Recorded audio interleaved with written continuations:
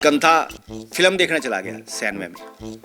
अंधा फिल्म देखने। अब अंधा अंधा उसका दोस्त कह लगा और हाफिज की पे कर दे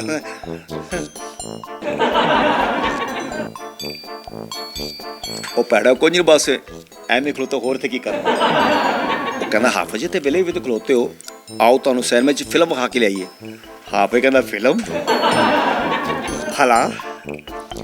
अस्सलाम वालेकुम जी, आपका मेज़बान कामरान सदीकी आपकी खिदमत में हाजिर है। इस वक्त जो हम प्रोग्राम करने जा रहे हैं और एक ऐसी शख्सियत के साथ करने जा रहे हैं 1978 से जो है अपनी खिदमत जो है पाकिस्तान टेलीविज़न और स्टेज और फिल्म को दी।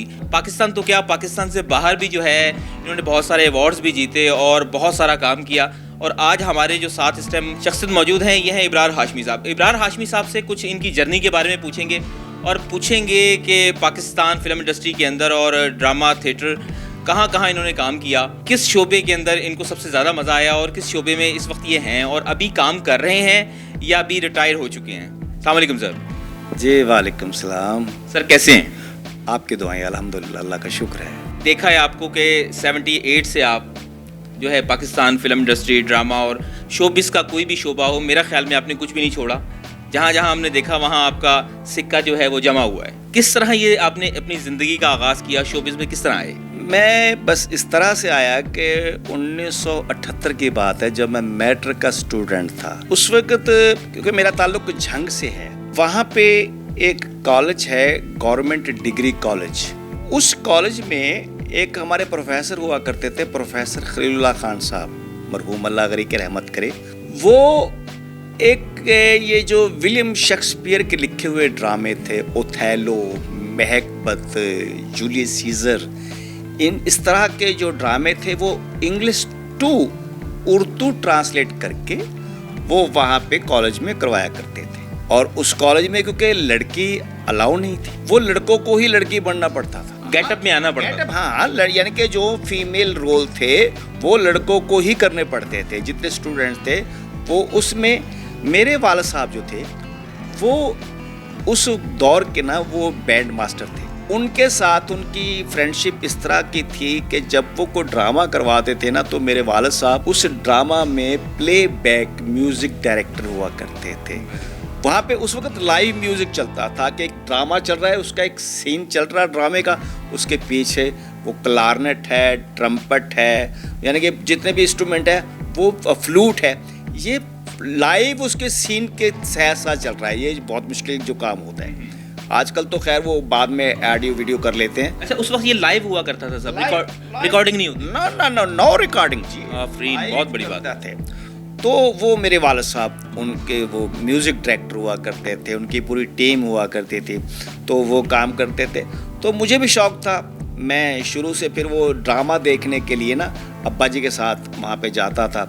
तो पीछे बैठ के ना जब वहाँ पे जो करते थे मैं देखता था कि मैंने कहा अच्छा वो प्रोफेसर खलीलुल्लाह खान साहब कह लगे कि मास्टर साहब यार ये आपका बेटा जो है ना, ये इसको इस ड्रामे में एक करैक्टर ना करवाएं। तो अब्बा ने कहा कि ठीक है करवाएं। अब मैं तो क्योंकि मैट्रिक का स्टूडेंट था इस्लामिक स्कूल में, लेकिन ड्रामा कॉलेज का था। फिर उन्होंने मुझे एक फ़ीमेल करैक्टर करवाया बच्ची का, वो मैंने उस वक्त फ़र्स्ट टाइम उसमें किया। मज़ा आया? ऐसा मज़ा आया। फिर वो पहले तो मैं डरता रहा, कांपता रहा, भी क्या करूँगा क्या नहीं, लेकिन वो उन्होंने मुझे हौसला दिया और फिर किया। करते करते करते करते फिर उनके साथ साथ किया। फिर वहाँ पे झंग में ही मैंने मंसूर मलंगी एक सिंगर थे, बड़े फेमस आर्टिस्ट थे, अल्लाह ताला लूने वाला साहब, ये जो नदीम अब्बास लूने वाला साहब के वाला, जी बिल्कुल ऐसे ही। उनके साथ मैंने इनके साथ ना ये इनके जो म्यूज़िकल इनके इवेंट होते थे उनके साथ as a compere plus comedian, as standing comedy, तो मैं इनके साथ परफॉर्म करता। यानी कि हमें अभी मौका मिलेगा कि आपसे हम सुने कुछ? बस यार क्या मौका मिलेगा, मुझे तो इस बात की खुशी है कि आपने मुझे याद किया और हमारी खुश नसीबी है कि हमें आप जैसे आर्टिस्ट जो हैं उनका इंटरव्यू करने का आज मौका मिला। नहीं, ये मोहब्बत है आपकी और ख़ास तौर पे मेरे उस्ताद मोहतरम है जनाब अनवर अजीज़ साहब, क्योंकि उनके वालिद साहब अजीज़ मेरठी साहब, मैं उनकी बहुत इज़्ज़त करता हूँ और उनके अनवर अजीज़ साहब की बहुत इज़्ज़त करता हूँ। अनवर अजीज़ साहब ने मुझे कहा कि यार इब्रार वो एक चैनल मैंने ज्वाइन किया है तो उस पर आपका इंटरव्यू करना चाह रहा हूँ। मैंने कहा उस्ताद जी आप हुक्म करें। कहने लगा बस फिर आ जाओ, फिर चलो आपका इंटरव्यू करता। तो मुझे इस बात की खुशी हुई कि मुझे उस्ताद जी ने याद किया, और फिर आपकी भी मुझे खुशी हुई कि आप लोगों ने मेरे साथ मोहब्बत से शुरू की काम। तो मैं इंशाल्लाह जो हो सका मैं आपके लिए हाज़िर हूँ। पाकिस्तान से बाहर भी काम किया? हाँ, पाकिस्तान से बाहर मैंने काम किया, अल्हम्दुलिल्लाह हमसाया मुल्क है वहाँ। मैंने पंजाब में ज़्यादा किया है, अमृतसर, जलंधर, चंडीगढ़, दिल्ली, लुधियाना, संगरूर, पटियाला। मैंने वहाँ पे सन 2004 में एक पहला शो किया था जलंधर के अंदर। उसमें पाकिस्तान से जो आर्टिस्ट गए थे उनमें अकरम राही, नसीबो लाल, नूरा लाल, अफशा, सुरैया खानम, इकबाल बाहू साहब, अल्लाह गरी के रहमत करे, ये फ़नकार थे। इनके साथ ही यहाँ पाकिस्तान से मैं इनका कंपेयर भी था, कॉमेडियन भी था, मैं करने के लिए यहाँ से गया था। और उनके फ़नकारों में जो इंडिया के फ़नकार थे उनमें गुरदास मान, हंसराज हंस, सुखविंदर सिंह, हरभजन मान, सरबजीत सिंह चीमा, कुकी, पम्मी, ये उनके आर्टिस्ट थे। एक ही स्टेज था जलंधर में, एक फ़नकार हमारा, एक उनका, एक हमारा, एक उनका, एक हमारा, इस तरह से परफॉर्म कर रहे थे। यानी कि ये मोहब्बत वाली जंग थी, जिसको कहा जा सकता है कि उस वक्त जो थी जंग हमारी ये होती थी कि आर्ट के हवाले से जो प्रोग्राम होते थे वो रखे जाते थे। नहीं, वो उस वक्त हुआ ये था कि ना सन 2004 की बात है कि जब टीवी की स्क्रीन पे ना मुशर्रफ साहब, परवेज़ मुशर्रफ साहब जो थे, उन्होंने वाजपेयी के साथ ऐसे ना एक शेक हैंड किया था टीवी की स्क्रीन पे, वो बड़ा वायरल हुआ था। यानी कि दिखाया ये था कि हमारी अब दोस्ती हो चुकी है। उस दोस्ती के एवज वहाँ पे एक प्रोग्राम रखा गया, उसका नाम था सांझ दिलां दी, कि दो दिल सांझे हो गए ने, ते ओहदे विच भी दोवें पंजाब, ਉਹ ਭਾਵੇਂ ਪੰਜਾਬ ਉਧਰਲਾ ਭਾਵੇਂ ਇਧਰਲਾ, ਉਹ ਰਲ ਕੇ ਉਹਨਾਂ ਨੇ ਇੱਕ ਈਵੈਂਟ ਰੱਖਿਆ ਜਿਹਦੇ ਵਿੱਚ ਇਧਰਲੇ ਪੰਜਾਬ 'ਚ ਸਾਡੇ ਉਧਰ ਗਏ, ਉਧਰਲੇ ਪੰਜਾਬੀਆਂ ਨਾਲ ਮਿਲ ਕੇ ਅਸੀਂ ਪ੍ਰੋਗਰਾਮ ਕੀਤਾ। ਉਹ ਜਦੋਂ ਗਏ ਤੇ ਉਹਨਾਂ ਨੇ ਕਿਹਾ ਜੀ ਕਿ ਹਾਸ਼ਮੀ ਜੀ ਹੁਣ ਤੁਸੀਂ ਇਹ ਪ੍ਰੋਗਰਾਮ ਕਰੋ ਜੀ। ਮੈਂ ਕਿਹਾ ਜੀ ਬਿਸਮਿਲ੍ਲਾ ਜੀ, ਹਾਜ਼ਰ ਹਾਂ। ਉਹ ਫਿਰ ਬਲਕਿ ਮੈਂ ਉੱਥੇ ਸਟੇਜ ਤੇ ਇੱਕ ਸਾਡੇ ਰਾਈਟਰ ਹੁੰਦੇ ਸਨ ਅਬਦੁੱਲਾ चिल्ली साहब, ਅੱਲਾ ਕਰੀ ਕੇ ਰਹਿਮਤ ਕਰੇ, ਬਹੁਤ ਅੱਛੇ ਰਾਈਟਰ ਸਨ। ਉਹਨਾਂ ਦੇ ਇੱਕ ਲਿਖਿਆ ਮੈਨੂੰ ਸ਼ੇਰ ਹੀ ਉੱਥੇ ਯਾਦ ਆ ਗਿਆ। ਸਟੇਜ ਤੇ ਮੈਂ ਚੜ੍ਹਦੇ ਬੋਲਿਆ ਕਿ ਲੈਂਦੇ ਚੜ੍ਹਦੇ ਦੇਸ ਪੰਜਾਬ ਦੀ ਰਵੇ ਸਲਾਮਤ ਲੋ, ਲੈਂਦੇ ਚੜ੍ਹਦੇ ਦੇਸ ਪੰਜਾਬ ਦੀ ਰਵੇ ਸਲਾਮਤ ਰੋ, ਰੋਜ਼ ਅਜ਼ਲ ਤੋਂ ਇੱਕੋ ਹੀ ਮਾਤਾ ਇੱਕੋ ਹੀ ਸਾਡਾ ਪਿਓ। क्या बात है, क्या बात है, ज़बरदस्त। ਤੇ ਉਹ ਬਲਕਿ ਮੈਂ ਕੀਤੀ ਤੇ ਉਹਨਾਂ ਨੇ ਐਪਰੀਸ਼ੀਏਟ ਕੀਤਾ ਇਸ ਗੱਲ ਨੂੰ। ਫਿਰ ਮੈਂ ਆਪਣੇ ਫਨਕਾਰ ਦੀ ਐਂਟਰੀ ਕਰਵਾਈ। ਉਸ ਤੋਂ ਬਾਅਦ ਫਿਰ ਉਹਨਾਂ ਦੀ ਕੁੜੀ ਆ ਗਈ, ਉਹ ਆਪਣੇ ਫਨਕਾਰਾਂ ਦੀ ਐਂਟਰੀ ਕਰਵਾ ਰਹੀ ਸੀ। ਯਾਨੀ ਕਿ ਉਹਨਾਂ ਨੂੰ ਇੰਟਰੋਡਿਊਸ ਉਹ ਕਰਵਾ ਰਹੀ ਸੀ, ਆਪਾਂ ਨੂੰ ਮੈਂ ਕਰਵਾ ਰਿਹਾ ਸਾਂ। ਫਿਰ ਉਹਨੇ ਆ ਕੇ ਆਪਣੇ ਫਨਕਾਰ ਦੀ, ਉਸ ਤੋਂ ਬਾਅਦ ਫਿਰ ਮੈਂ ਕਿਹਾ ਜੀ ਗੱਲਾਂ ਤੇ ਹੁੰਦੀਆਂ ਰਹਿਣਗੀਆਂ, ਬਾਤਾਂ ਤੇ ਹੁੰਦੀਆਂ ਰਹਿਣਗੀਆਂ। ਅੱਜ ਮੈਨੂੰ ਇਸ ਗੱਲ ਦਾ ਸਵਾਦ ਆਇਆ ਕਿ ਜਦੋਂ ਮੈਨੂੰ ਪਾਕਿਸਤਾਨ 'ਚ ਕਿਹਾ ਗਿਆ ਵੀ ਪੰਜਾਬ ਆਰਟ ਕੌਂਸਲ ਨੇ ਕਿ ਯਾਰ ਤੂੰ ਨਾਲ ਦੇ ਹਮਸਾਇਆ ਮੁਲਕ ਜਲੰਧਰ ਜਾਣਾ ਤੇ ਤੂੰ ਜਾ ਕੇ ਉੱਥੇ ਕੰਮ ਕਰਨਾ। ਮੈਂ ਡਰਦਾ ਸੀ, ਮੈਂ ਕਿਹਾ ਪਤਾ ਨਹੀਂ ਕਿੱਦਾਂ ਦੇ ਲੋਕ ਹੋਣਗੇ, ਪਤਾ ਨਹੀਂ ਮੈਨੂੰ ਪਸੰਦ ਵੀ ਕਰਨਗੇ ਕਿ ਨਹੀਂ ਕਰਨਗੇ। ਪਰ ਇੱਧਰ ਆ ਕੇ ਦੇਖਿਆ ਕਿ ਸੜਕਾਂ ਵੀ ਉੱਦਾਂ ਦੀਆਂ ਜਿੱਦਾਂ ਦੀਆਂ ਸਾਡੇ ਪਾਕਿਸਤਾਨ 'ਚ ਨੇ, ਉੱਦਾਂ ਦੀ ਇੱਧਰ ਸੜਕਾਂ ਨੇ। ਜਿਹੜੇ ਇਹੋ ਜਿਹਾ ਪਹਿਨਾਵਾ ਮੈਂ ਪਾਇਆ ਹੋਇਆ, ਇਹੋ ਜਿਹਾ ਇਹਨਾਂ ਨੇ ਪਾਇਆ ਹੋਇਆ। ਜੇ ਇਹੋ ਜਿਹਾ ਮਹਾਂਦਰਾ ਮੇਰਾ, ਉਹਦਾ ਨਾਮ ਮਹਾਂਦਰਾ ਇਹਨਾਂ ਦਾ। ਜਿੱਦਾਂ ਦੀ ਪੰਜਾਬੀ ਮੈਂ ਬੋਲਦਾ, ਉੱਦਾਂ ਦੀ ਪੰਜਾਬੀ ਇਹ ਬੋਲਦੇ ਨੇ। ਤੇ ਸਾਡਾ ਕਲਚਰ ਵੀ ਇੰਨਾ ਕੁ ਮਿਲਦਾ ਹੈ ਕਿ ਜੇ ਸਾਡੇ ਉਧਰ ਪੰਜਾਬ 'ਚ ਸ਼ਾਦੀ ਵਿਆਹ ਹੋਵੇ ਤਾਂ ਖੁਸਰੇ ਉਧਰ ਵੀ ਨੱਚਦੇ ਨੇ, ਤੇ ਜੇ ਸ਼ਾਦੀ ਵਿਆਹ ਇੱਧਰ ਹੋਵੇ ਤਾਂ ਖੁਸਰੇ ਇੱਧਰ ਵੀ ਨੱਚਦੇ ਨੇ। ਫਰਕ ਤਾਂ ਕੋਈ ਨਾ ਹੋਇਆ। ਉਹ ਮੈਨੂੰ ਗੱਲ ਯਾਦ ਹੈ ਕਿ ਖੁਸਰਿਆਂ ਤੋਂ ਮੈਨੂੰ ਇੱਕ ਖੁਸਰਾ ਮਿਲਿਆ, ਉਹਦੇ ਬੜੇ ਭੈੜੇ ਹਾਲਾਤ ਸਨ, ਟਿੰਡ ਉਹਦੀ ਹੋਈ ਸੀ, ਸਿਵਲ ਕੱਪੜੇ ਫਿਰ ਰਿਹਾ ਸੀ। ਮੈਂ ਉਹਨੂੰ ਪੁੱਛਿਆ, ਮੈਂ ਕਹਿੰਦਾ ਪੀਣੋ ਤੂੰ ਟਿੰਡ ਕਿਉਂ ਕਰਾ ਲਈ? ਕਹਿੰਦੇ ਹੋਰ ਮੈਂ ਕੀ ਕਰਾਂ, ਵੀ ਕੰਮ ਦਾ ਏਡਾ ਮੰਦਾ ਹੋ ਗਿਆ, ਏਡਾ ਮੰਦਾ ਹੋ ਗਿਆ ਕਿ ਜਿਹੜੇ ਘਰ ਵੀ ਨੱਚਣ ਗਏ, ਜਿੱਥੇ ਵੀ ਨੱਚਣ ਗਏ, ਮੈਨੂੰ ਕਿਸੇ ਘਰੋਂ ਵੀ ਕੱਖ ਨਹੀਂ ਮਿਲਿਆ। ਸਭ ਕੌਮਾਂ ਭੁੱਖੀਆਂ ਹੋ ਗਈਆਂ ਨੇ, ਬਲਕਿ ਜਿਹੜੇ ਘਰ ਵੀ ਨੱਚਣ ਗਏ ਮੇਰੇ ਤੋਂ ਸਿਰਫ ਤਸ਼ੱਦਦ ਹੋਇਆ। ਮੈਂ ਉਹਨੂੰ ਪੁੱਛਿਆ ਤੂੰ ਕਿਹੜੇ ਕਿਹੜੇ ਘਰ ਨੱਚਣ ਗਏ? ਇਹ 'ਚ ਮੈਂ ਕੁਝ ਕੌਮਾਂ ਇਨਵਾਲਵ ਕੀਤੀਆਂ ਨੇ, ਹਾਲਾਂਕਿ ਕਿਸੇ ਤੇ ਹੁਟਿੰਗ ਨਹੀਂ, ਸਿਰਫ ਤੁਹਾਡੇ ਮਜ਼ਾਕ 'ਚ ਇਜ਼ਾਫਾ ਹੈ। ਉਹਨੂੰ ਪੁੱਛਿਆ ਤੂੰ ਕਿਹੜੇ ਕਿਹੜੇ ਘਰ ਨੱਚਣ ਗਈ? ਕਹਿੰਦੀ ਸਭ ਤੋਂ ਪਹਿਲੇ ਕਿ ਲੋਹਾਰਾਂ ਵੱਲ, ਲੋਹਾਰੇ ਦੇ ਘਰ ਜਾ ਕੇ ਨੱਚੀ ਮੈਂ, ਸਾਰੀ ਰਾਤ ਨੱਚੀ, ਸਾਰੀ ਰਾਤ ਨੱਚੀ ਮੈਂ ਟਕਾ ਕੇ ਸਵੇਰ ਹੋਈ। ਮੈਂ ਕਿਹਾ ਲੋਹਾਰ ਹੋ ਵੀ ਤੁਹਾਨੂੰ ਮੈਂ ਕਿੰਨਾ ਖੁਸ਼ ਕੀਤਾ, ਚਲੋ ਹੁਣ ਕੁਛ ਲਾਓ। ਤੇ ਲੋਹਾਰਾਂ ਨੇ ਸਰੀਆ ਗਰਮ ਕਰਕੇ ਮੇਰੀ ਧੁਨੀ ਤੇ ਲਾ ਤਾ। ਫਿਰ ਜਾ ਕੇ ਨੱਚੀ ਮੈਂ ਸ਼ੇਖਾਂ ਵੱਲ। ਇੱਧਰ ਸ਼ੇਖ ਨੇ ਪਾਕਿਸਤਾਨ 'ਚ ਤੇ ਉਧਰ ਇੰਡੀਆ 'ਚ ਨੇ ਬਾਣੀ। ਕੈਟਾਗਰੀ ਦੋਵਾਂ ਦੀ ਇੱਕੋ ਜਿਹੀ ਹੈ। ਸ਼ੇਖਾਂ ਵਾਲੇ ਇੱਕ ਨੱਚੀ, ਉੱਥੇ ਵੀ ਟਕਾ ਕੇ ਟਕਾ ਕੇ ਸਵੇਰ ਹੋਈ। ਮੈਂ ਕਿਹਾ ਵੀ ਸ਼ੇਖ ਹੋ ਵੇ ਕੁਝ ਲਾਓ, ਤੇ ਸ਼ੇਖ ਨੇ ਬਾਹਰ ਕੱਢ ਕੇ ਅੰਦਰੋਂ ਕੁੰਡੀ ਲਾ ਲਈ। ਫੇਰ ਜਾ ਕੇ ਨੱਚੀ ਮੈਂ ਅਰਾਈਆਂ ਵੱਲ, ਮਹਿਰਾਂ ਵੱਲ, ਉੱਥੇ ਵੀ ਟਕਾ ਕੇ ਕੇ ਸਵੇਰ ਹੋਏ। ਮੈਂ ਕਿਹਾ ਵੇ ਰਾਈ ਹੋ ਵੇ ਕੁਝ ਲਾਓ, ਤੇ ਰਾਈਆਂ ਨੇ ਫੜ ਕੇ ਭੂੰਕਾ ਵਾਲਾ ਗੰਢਾ ਲਾ ਦਿੱਤਾ। ਮੈਂ ਕਿਹਾ ਵੀ ਗੰਢਾ ਤੇ ਠੀਕ ਹੈ, ਭੂੰਕਾ ਤੇ ਪਰੇ ਕਰੋ। ਫੇਰ ਜਾ ਕੇ ਨੱਚੀ ਮੈਂ ਰਾਣਿਆਂ ਵੱਲ, ਰਾਜਪੂਤਾਂ ਵੱਲ, ਉੱਥੇ ਵੀ ਟਕਾ ਕੇ ਸਵੇਰ ਹੋਈ। ਮੈਂ ਕਿਹਾ ਵੀ ਰਾਣਾ ਸਾਹਿਬ ਵੇ ਰਾਣਾ ਸਾਹਿਬ ਕੁਝ ਲਾਓ। ਰਾਣਾ ਸਾਹਿਬ ਨੇ ਮੇਰੇ ਤੇ ਇਲਜ਼ਾਮ ਲਾਤਾ। ਫੇਰ ਜਾ ਕੇ ਨੱਚੀ ਮੈਂ ਸ਼ਾਹਾਂ ਵੱਲ, ਸ਼ਾਹ ਚੰਗੇ ਲੋਕ ਹੁੰਦੇ ਨੇ, ਉੱਥੇ ਵੀ ਟਕਾ ਕੇ ਸਵੇਰ ਹੋਈ। ਮੈਂ ਕਿਹਾ ਸ਼ਾਹ ਜੀ ਵੇ ਸ਼ਾਹ ਜੀ ਕੁਛ ਲਾਓ, ਤੇ ਸ਼ਾਹ ਨੇ ਮੇਰੀ ਵਾਰੀ ਉੱਠ ਕੇ ਨਾਰਾ ਲਾਤਾ। ਫੇਰ ਜਾ ਕੇ ਨੱਚੀ ਮੈਂ ਗੁੱਜਰਾਂ ਵੱਲ। ਸਾਡੇ ਲਾਹੌਰ ਦੇ ਗੁੱਜਰ ਬੜੇ ਸ਼ਹਿਜ਼ਾਦੇ ਨੇ, ਐਡੇ ਸ਼ਹਿਜ਼ਾਦੇ ਨੇ, ਆਪ ਸਾਰੀ ਰਾਤ ਮੱਝਾਂ ਦੇ ਕੋਲ ਬੈਠੇ ਰਹੇ ਨੇ, ਮੈਨੂੰ ਗੋਹੇ ਤੇ ਨਚਾਉਂਦੇ ਰਹੇ ਨੇ। ਮੈਂ ਵੀ ਨੱਚ ਕੀਤੀ 35 ਪਾਥੀਆਂ ਤੋੜੀਆਂ। ਸਵੇਰ ਹੋਈ ਮੈਂ ਕਿਹਾ ਵੀ ਗੁੱਜਰੋ ਵੇ ਕੁਝ ਲਾਓ, ਤੇ ਗੁੱਜਰ ਨੇ ਮੇਰੇ ਪਿੱਛੇ ਸੰਡਾ ਲਾਤਾ। ਯਾਰ ਇਹ ਜਿਹਦਾ ਵੀ ਹੁੰਦਾ ਵੇਖੋ, ਸੰਡਾ ਵੀ ਉਹ ਵਾਲਾ ਜਿਹੜਾ ਕਿਸੇ ਮਾਈ ਦੇ ਪਿੱਛੇ ਸੀ ਲੱਗਦਾ, ਮੇਰੇ ਪਿੱਛੇ ਖੌਰੇ ਕਿਉਂ ਲੱਗ ਗਿਆ। ਤੋੜ ਘਰ ਤੱਕ ਛੱਡ ਕੇ ਗਿਆ।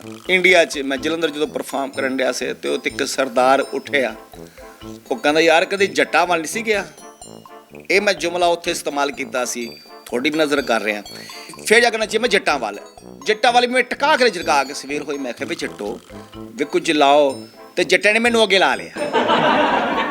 ਮੈਂ ਅੱਗੇ ਜੱਟ ਪਿੱਛੇ ਮੈਂ ਅੱਗੇ ਜੱਟ ਪਿੱਛੇ ਥੱਕ ਹਾਰ ਕੇ ਜਦੋਂ ਮੈਂ ਬਹਿ ਗਿਆ, ਮੈਂ ਕਿਹਾ ਅਕਲ ਕਰੋ। ਉਹ ਮੈਂ ਤਾਂ ਖੁਸਰਾ। ਕਹਿੰਦੇ ਲੈ ਅਕਲ ਹੁੰਦੀ ਤੈਨੂੰ ਅੱਗੇ ਲਾਉਂਦੇ। ਕਿ ਮਿਸਾਲ ਮਸ਼ਹੂਰ ਹੈ ਕਿ ਜੱਟ ਹੂੜ ਮੱਤ, ਜੇ ਮੱਤ ਹੈ ਤੇ ਫਿਰ ਜੱਟ ਨਹੀਂ, ਜੇ ਜੱਟ ਹੈ ਤੇ ਫਿਰ ਮੱਤ ਨਹੀਂ। ਤੇ ਜਦੋਂ ਸਾਰੇ ਔਕਾਮਾਂ ਭੁਗਤ ਗਈਆਂ, ਫਿਰ ਆਖਰ 'ਚ ਮੈਨੂੰ ਪਠਾਨ ਲੈ ਕੇ ਨੱਚਣ ਦਾ ਕਹਿ ਕੇ, ਬਸ ਨੱਚਣ ਦਾ ਕਹਿ ਕੇ ਲੈ ਕੇ, ਅੱਲਾ ਮੇਰਾ ਜਾਣਦਾ ਕਿ ਮੈਂ ਸਾਰੀ ਰਾਤ ਬੜੀ ਕੋਸ਼ਿਸ਼ ਕੀਤੀ ਕਿ 1 ਘੰਟਾ ਵੀ ਨੱਚ ਲਵਾਂ,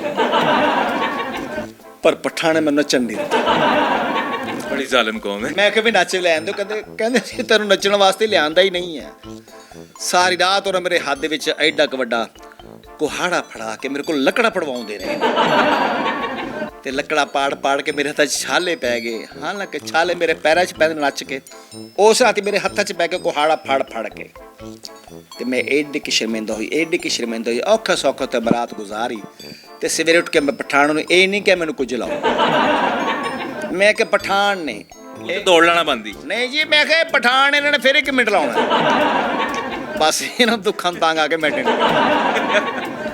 जबरदस्त जी, बहुत ज़बरदस्त। अच्छा इमरान भाई, हमने बड़ी जगह आपको देखा, आप मिमिक्री बड़ी ज़बरदस्त करते हैं। हमारी ऑडियंस के लिए क्या करेंगे आज? देखें कामरान सदीकी साहब, बात यह कि क्योंकि मैं स्टैंडिंग कॉमेडी करता रहा हूँ, बल्कि करता हूँ अभी भी अल्हम्दुलिल्लाह, अल्लाह की रहमत से। उमर शीर साहब का एक मैंने प्रोग्राम भी किया था जियो पे, कोई है जो हमें हंसाए, जिसमें उमर शीर साहब बादशाह बने हुए थे। उसमें आलिया इमाम, सादिया इमाम की बहन, वो मलका आलिया बनी हुई थी। उसमें 250 कॉमेडियन ने पूरे पाकिस्तान से पार्टिसिपेट किया था, और अल्हम्दुलिल्लाह मैं उसमें फाइनल में पहुंचने वाला मैं पहला बंदा था।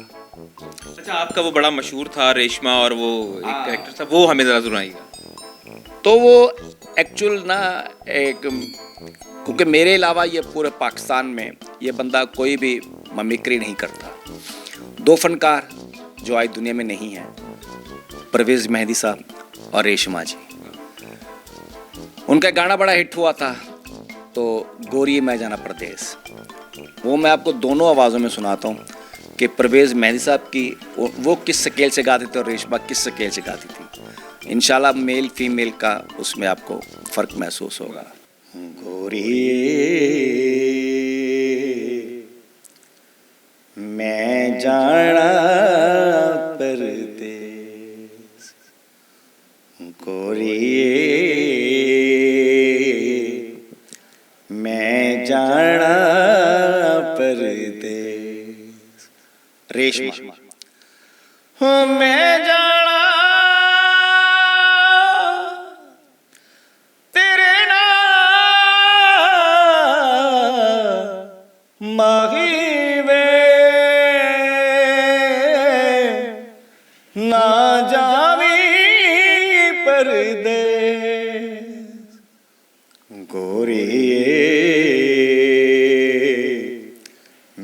मैं जाना परदेस।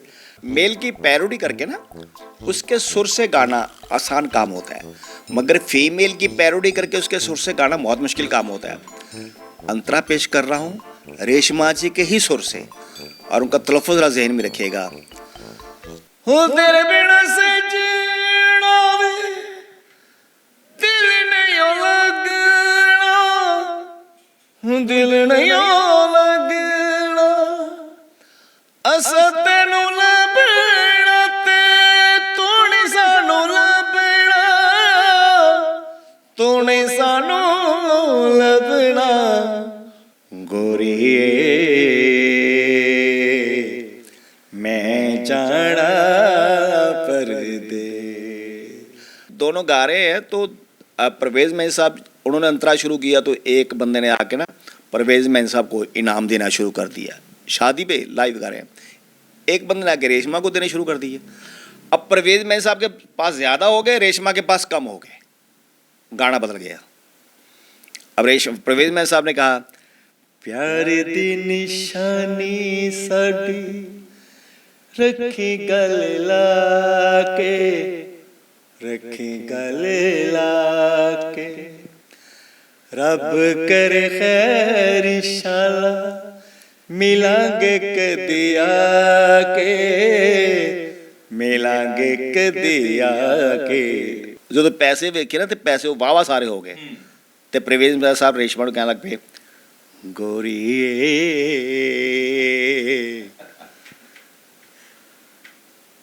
मैं जाना परदेस।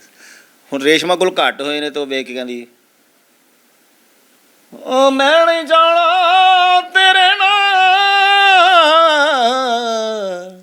गोरीए। बहुत ज़बरदस्त है, बहुत ज़बरदस्त। अच्छा, मुझे एक सवाल का जवाब और चाहिए आपसे। ये बताएं कि आपने 1978 से भी काम करते चले आ रहे हैं, उस वक्त की कॉमेडी बड़ी साफ़ सुथरी और बहुत अच्छी होती थी, और मैं समझता था कि टीवी हो या स्टेज हो, लेकिन कहीं पर भी आप बैठ कर देखते हैं तो आप फैमिली के साथ बैठ कर देख सकते थे। लेकिन आजकल कुछ कॉमेडी का लेवल ऐसा हो चुका है कि हम अक्सर अपनी फैमिली के साथ, बच्चों के साथ नहीं देख सकते। तो आजकल के जो फनकार हैं उनके बारे में क्या कहना चाहेंगे आप?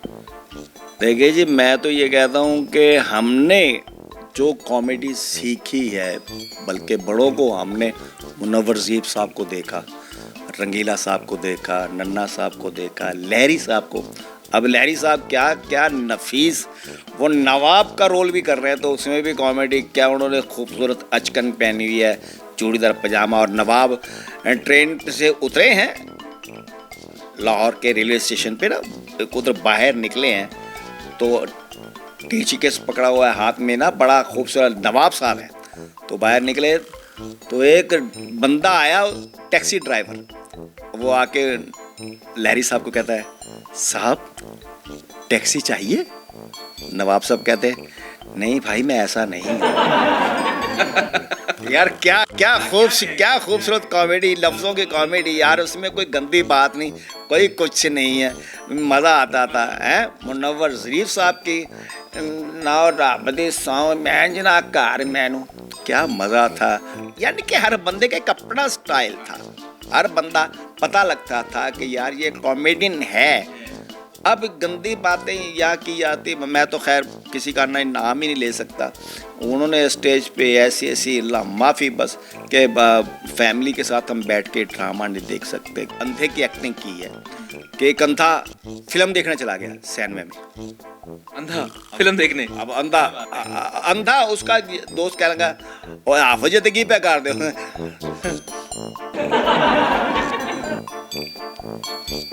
ਉਹ ਪੈੜਾ ਕੋਈ ਨਹੀਂ ਬਸ ਐਵੇਂ ਖਲੋਤਾ ਹੋਰ ਤੇ ਕੀ ਕਰਨਾ। ਉਹ ਕਹਿੰਦਾ ਹਾਫਿਜ਼ ਤੇ ਵੇਲੇ ਵੀ ਤੇ ਖਲੋਤੇ ਹੋ, ਆਓ ਤੁਹਾਨੂੰ ਸਿਨੇਮਾ 'ਚ ਫਿਲਮ ਵਿਖਾ ਕੇ ਲਿਆਈਏ। ਹਾਫਿਜ਼ ਕਹਿੰਦਾ ਫਿਲਮ ਭਲਾ ਇਹ ਵੈਸੇ ਕਦੀ ਵੇਖੀ ਤੇ ਕੋਈ ਨਹੀਂ, ਚਲੋ ਭਾਈਆ ਜੇ ਤੂੰ ਕਹਿਣਾ ਤਾਂ ਅੱਜ ਕੰਨਾਂ ਨਾਲ ਵੇਖ ਲਾਂਗੇ। ਤੇ ਉਹਦੇ ਯਾਰ ਨੇ ਹਾਫਿਜ਼ ਦਾ ਹੱਥ ਬੜਾ ਸਿਨੇਮਾ 'ਚ ਲੈ ਗਿਆ, ਹਾਫਿਜ਼ ਦੀ ਟਿਕਟ ਲੈ ਲਈ, ਆਪਣੀ ਵੀ ਲੈ ਲਈ, ਤੇ ਸਿਨੇਮਾ 'ਚ ਬਹਿ ਗਏ ਨੇ।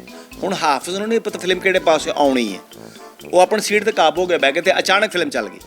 ਤੇ ਸੁਲਤਾਨ ਰਾਈ ਸਾਹਿਬ ਅੱਲਾ ਜੰਨਤ 'ਚ ਕਰ ਕਰੇ, ਔਰ ਸਕਰੀਨ ਤੇ ਉਹਨੇ ਕਿਹਾ ਹਾਏ ਮੇਰੀ ਮਾਂ ਦਾ ਦੁਪੱਟਾ ਤੂੰ ਲਾਇਆ, ਆ ਭੈੜਾ ਕੋ ਹਯਾ ਕਰ, ਮੈਂ ਤੱਕਾ ਤੂੰ ਅੰਨਾ। ਮੈਨੂੰ ਕਿਹੜਾ ਪਤਾ ਤੇਰੀ ਮਾਂ ਕਿੱਥੇ ਹੈ।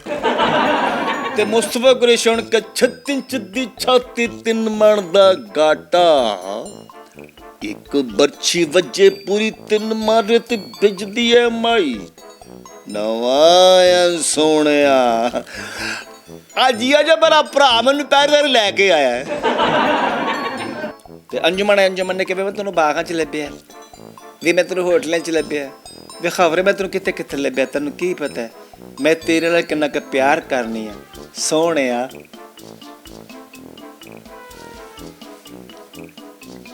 ਐਵੇਂ ਇਹਨਾਂ ਨਾਲ ਮਜ਼ਾਕ ਨਹੀਂ ਕਰੀਦਾ। ਹੁਣ ਉਹਨੂੰ ਕੀ ਪਤਾ ਫਿਲਮ ਕੀ ਹੁੰਦੀ, ਤੇ ਜਿਹੜਾ ਵੀ ਆਉਂਦਾ ਖੌਰੇ ਮੈਨੂੰ ਪੁੱਛਣ। ਹੁਣ ਇਹ ਦੇਖੋ ਇਹ ਕਾਮੇਡੀ ਹੈ, ਇਹ ਕਾਮੇਡੀ ਹੈ। ਤੁਸੀਂ ਕਰੈਕਟਰਾਈਜੇਸ਼ਨ ਕਰੋ, ਕਰੈਕਟਰ ਨਾਲ ਖੇਡੋ। ਇਹ कॉमेडी है। तुसी अगर वल्गैरिटी जो मैंने जुमले बोल के कॉमेडी करोगे वो नहीं। अच्छा सर, आखिर में एक सवाल मैं आपसे करना चाहता हूँ। हमारी इंडस्ट्री जो है वो माशाल्लाह बहुत अच्छी इंडस्ट्री है और फिल्म इंडस्ट्री जो है वो दोबारा बहाल होने जा रही है, थिएटर जो है वो दोबारा बहाल होने जा रहा है। तो आने वाले जो हमारे नए फनकार हैं उनके हवाले से आप क्या कहना चाहेंगे, क्या मैसेज देंगे? देखिए जी, मैसेज तो बस यही है। अब देखो ना, जैसे मुनव्वर सिर्फ साहब था, बल्कि है, वो थे भी और हैं भी।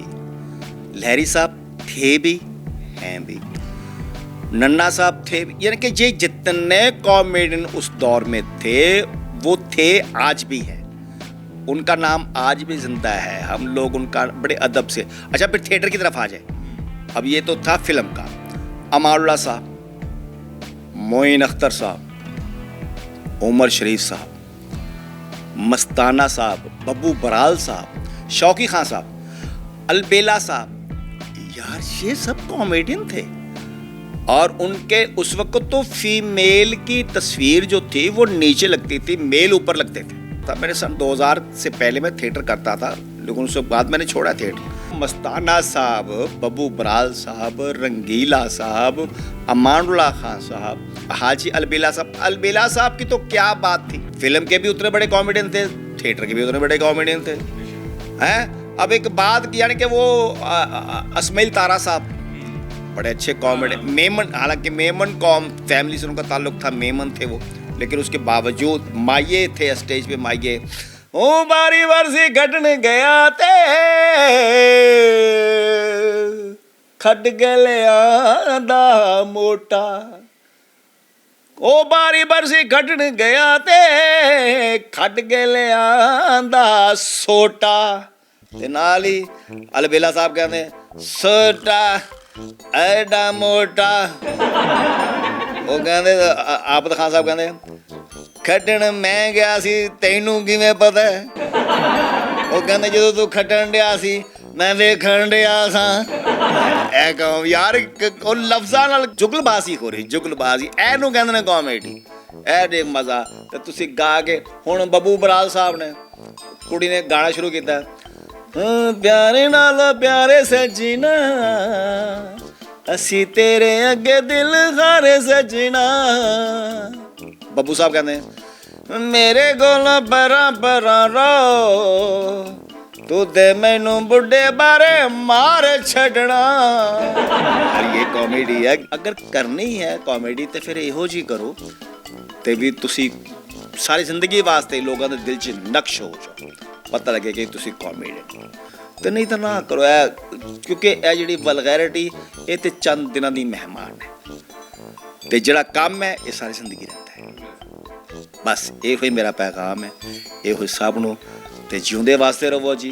बहुत शुक्रिया, अल्लाह ताला सलामत रखे। जी नाज़रीन, आज आपने हमारा प्रोग्राम देखा। इस तरह के बहुत सारे हमारे मेहमान हैं और हम नायाब हीरे आपके लिए ढूंढ कर लाते रहेंगे। आपसे गुजारिश है हमारे चैनल को सब्सक्राइब करें, लाइक करें और शेयर तो करना बिल्कुल ना भूलें। और इसके साथ ही अपने मेज़बान कामरान सदीकी को और हमारे जो मेहमान ख़ुसूसी आज के प्रोग्राम के हैं इनको भी इजाज़त दीजिएगा। अल्लाह हाफ़िज़।